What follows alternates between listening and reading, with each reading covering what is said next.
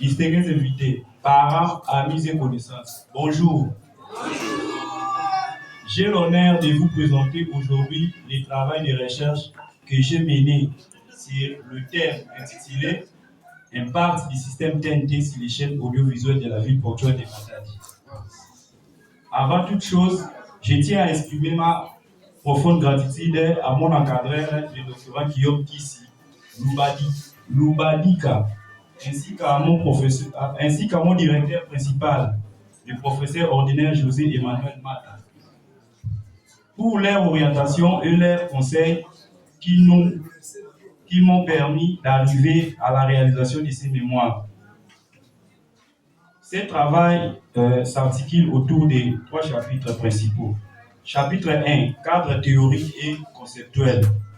Chapitre 2, paysage audiovisuel et fonctionnement du système TNT. Chapitre 3, perception de la population sur la TNT au regard de chaînes audiovisuelles locales. La question centrale à laquelle nous avons tenté de répondre est la suivante. Quel est l'impact de la TNT sur les chaînes audiovisuelles locales de la ville de Matadi?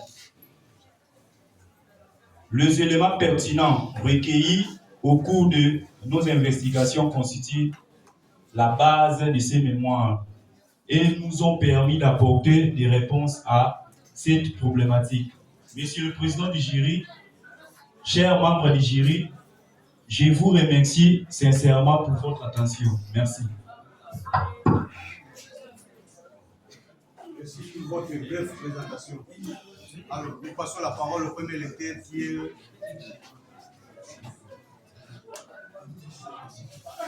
C'était Marc.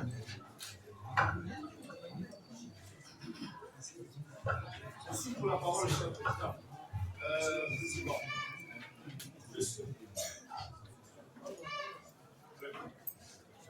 En fait, je suppose que ce schéma est devant nous ici. Élèves de Matou à l'expert. Oui. Alors, est-ce que, avant que je entre vraiment dans le vif de mes questions, je voudrais que tu nous expliques un peu, parce que là, je suis en train de voir comme si tu avais besoin de rebondir de ce qui s'est passé. Explique-nous un peu ton schéma avec des détails. Oui, merci pour la question. C'est très important d'expliquer le fonctionnement du système TNT.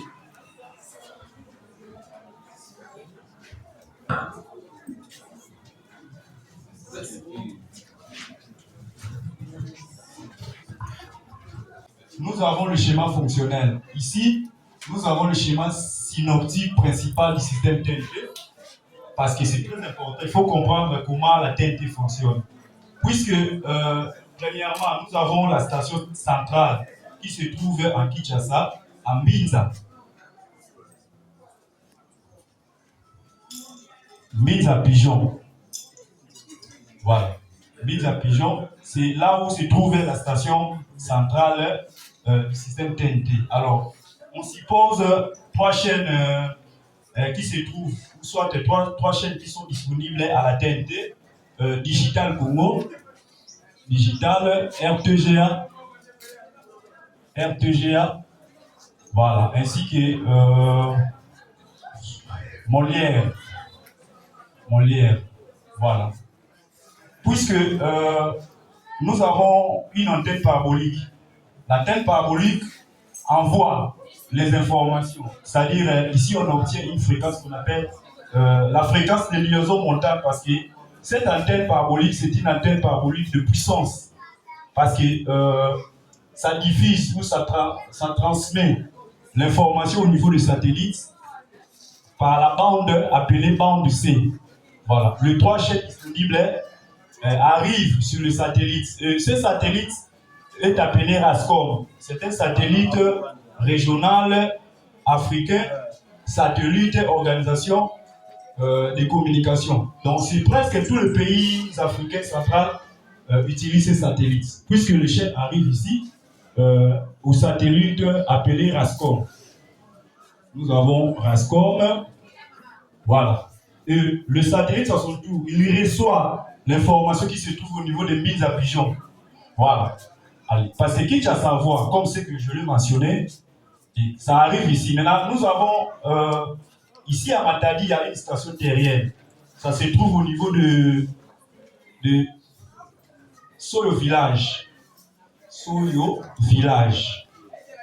Voilà, Soyo Village. Là-bas, en voie de là-bas, quand vous allez au fin fond, il y a une antenne réceptrice, antenne parabolique, autrement VSAT.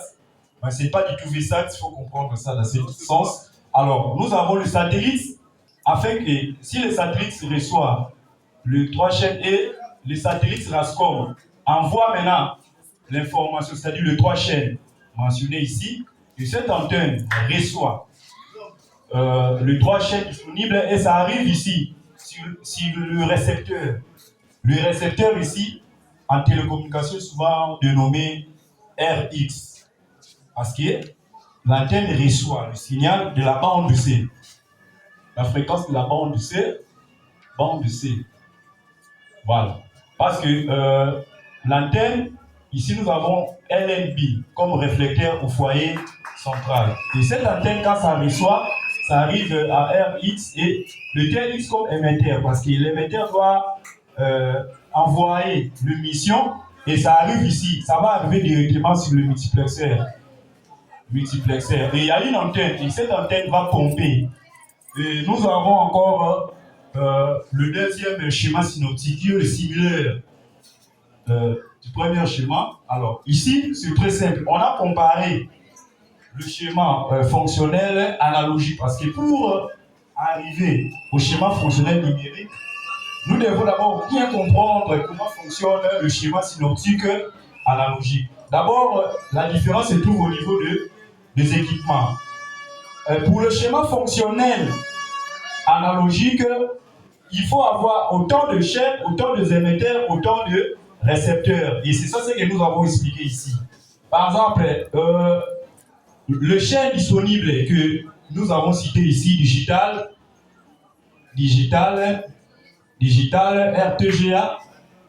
RTGA, voilà. Et Molière. Parce que nous avons le récepteur, dénommé souvent RX, le récepteur RTGA. Nous devons avoir encore un émetteur TX qui arrive ici et ça entre sur le multiplexeur. Et le rôle du multiplexeur, c'est pour mélanger les différentes chaînes. Puisque nous avons 3 chaînes. Comme nous avons 3 chaînes, c'est-à-dire nous devons avoir 3 récepteurs, 3 émetteurs et le multiplexeur. Et ça arrive ici, ça pompe. Et les utilisateurs finaux, c'est-à-dire nous, la population, nous allons recevoir toutes ces chaînes. Alors, vous voyez, ça c'est déjà un désavantage parce qu'une chaîne doit contenir un émetteur et un récepteur. Donc ça c'est déjà coûté. Et il y a l'encombrement parce que comment une chaîne peut contenir un récepteur et un émetteur? Alors, ici on passe maintenant pour le second schéma, le schéma fonctionnel qui est numérique, celui-ci. Puisque ici nous avons 3 chaînes digitales, RTGA, ici nous avons Molière. Vous voyez, ici, pour le schéma synoptique fonctionnel du numérique, les chaînes sont alignées en série. Donc, vous voyez, on n'a pas beaucoup de récepteurs. Donc, pour numérique, on a besoin seulement d'un seul récepteur, RX. Parce que nous sommes en numérique, ça doit passer ici sur le filtre passe-bas. Quel est le rôle du filtre passe-bas ici? Le filtre passe-bas en télécommunication, c'est un dispositif qui permet à supprimer une fréquence supérieure et laisser passer une fréquence inférieure. Allez, ça ne va pas arriver directement sur le l'émetteur, ça doit passer sur l'échantillonnage. Ça, c'est un processus pour arriver à numérisation. L'échantillonnage ici, nous sommes à ce niveau, ça fait quoi? Ça dit que ça arrange ça selon l'ordre et la quantification, ça dit ça traite pour que ça devienne clair et ça arrive ici à l'émetteur dénommé TX en télécommunication et ça doit passer par le codage et on obtient la numérisation. Donc sous forme de 0, ici on sous-entend sous forme de 0 et 1 parce qu'il s'agit de numérique. Et ici, nous avons le multiplexeur parce que nous devons toujours avoir le multiplexeur pour mélanger toutes les chaînes qui sont disponibles et ça arrive ici à l'antenne. Et cette antenne, c'est une antenne qui pompe l'onde électromagnétique et ça arrive jusqu'aux utilisateurs finaux qui est la population et on reçoit un signal propre, très numérique. Mais à analogique, ici, nous sommes en clair, comme ce qu'on dit à Lingala, balos. Donc l'image n'est pas vraiment en clair, comme ça, bizarre, mais ici, c'est très clair, propre. Donc, pour qu'on dise déjà, ici, la TNT a plus l'impact par rapport à l'analogique. Et s'il faut expliquer le fonctionnement de notre chaîne, les chaînes locales, par exemple, l'RTNC diffuse l'information, le signal numérique, on traite numérique, mais savoir, le signal numérique là, pour cette information numérique, arrive toujours à Soyo, parce que tous sont gérés là-bas à Soyo village. Parce que ici nous avons deux serveurs AN, serveur analogique et serveur numérique, c'est normal. Mais on peut aussi balancer toutes les chaînes là. Par exemple, à Matadi, on dispose 14 chaînes. 14 chaînes au maximum. Donc, ça, c'est un processus. Donc, alors, s'il faut parler maintenant du fonctionnement de la chaîne, nous avons là-bas la base fréquence. Ici, il y a la base fréquence. La base fréquence, ici que nous avons le modulateur. Modulateur ou exciteur. Exciteur, c'est l'émetteur FM postcard. Donc en compact, parce que ça traite audio et vidéo, parce qu'on parle de télévision. Voilà. Et nous avons ici, après le modulateur, nous avons le tâche de l'amplificateur. Amplificateur, ici nous avons l'ampli. Voilà, ça c'est le tâche de l'amplificateur parce que nous devons envoyer l'information. Alors, basse fréquence, c'est la fréquence que le journaliste parle. Traite au studio et le modulateur, son rôle c'est quoi? Il prend le signal là, soit le son, l'image du journaliste et ça arrive ici, l'exciteur va faire quoi? Il va transformer ça en onde radio et il attribue la fréquence. Je vais écouter ma deuxième question. Oui. Bon, un peu satisfait à 60%. 60%. Parce qu'en fait, il y a des termes quand même. Mais il y a, en fait, c'est aussi ma deuxième question. Jean, puisqu'un peu nous donner, d'après ses recherches, okay? Quel est l'impact le plus significatif de l'introduction de la TNT sur les chaînes audiovisuelles locales? Excusez-moi, est-ce qu'il te permettait de recommencer un peu la question? D'après vos recherches, quel est l'impact le plus significatif de l'introduction de la TNT sur les chaînes audiovisuelles locales à Mataï?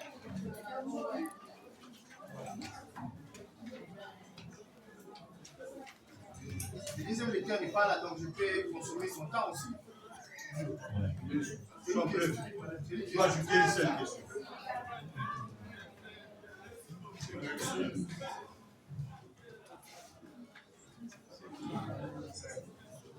Voilà, je vais répondre à la première question.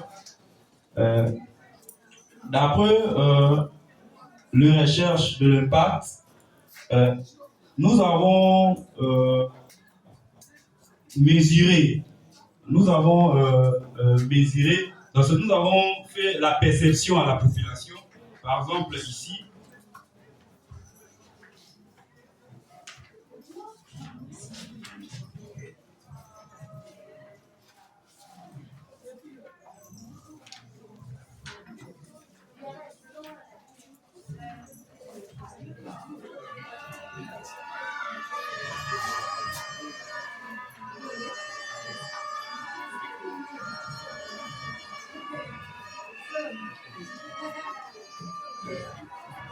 parce que la TNT a permis à une diversité notable de l'offre et programmes audiovisuels dans la ville portuaire de Matadi.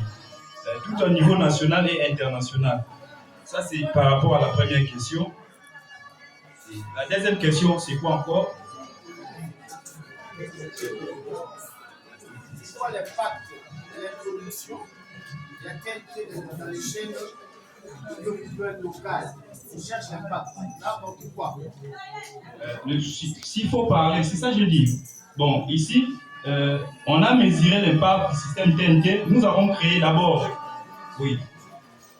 Je veux bien ici, je veux bien par rapport à la question. Ici, nous avons mesuré l'impact du système TNT. Donc, c'est-à-dire, nous avons créé un questionnaire d'enquête en utilisant l'échelle de Likert. C'est par là, nous avons le niveau très insatisfait, neutre et satisfait, très insatisfait. Parce que quand on parle de l'impact, il faut faire la descente sur terrain, c'est-à-dire créer un questionnaire en ligne, ou soit en dire pour savoir comment la population s'attend à la TNT ou la TNT à quel impact ça se passe. Il faut toujours arriver à passer à cette étape.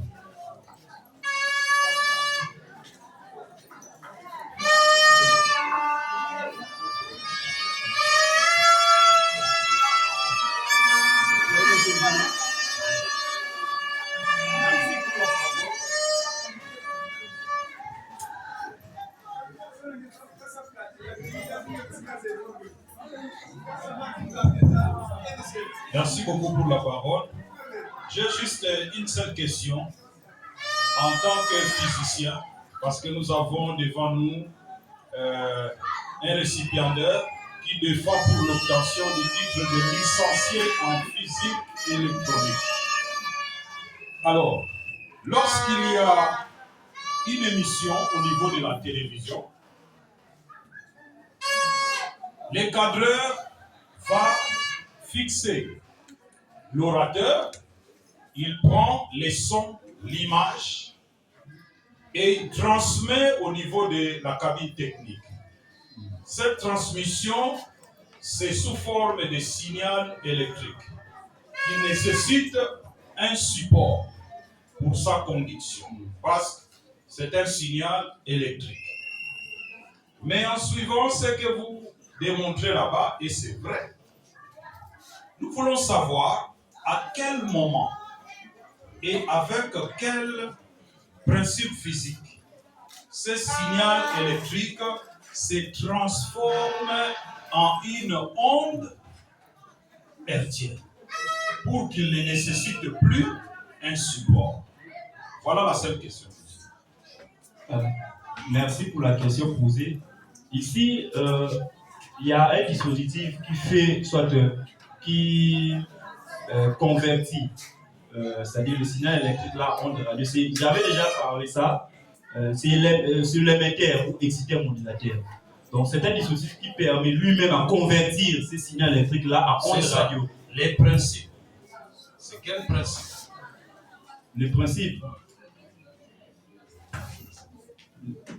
Déjà, le dispositif lui-même transforme le signal électrique en onde radio. Donc, s'il faut parler de principe, c'est comme ça le constructeur a créé l'émetteur. Donc, c'est ça son rôle. Merci.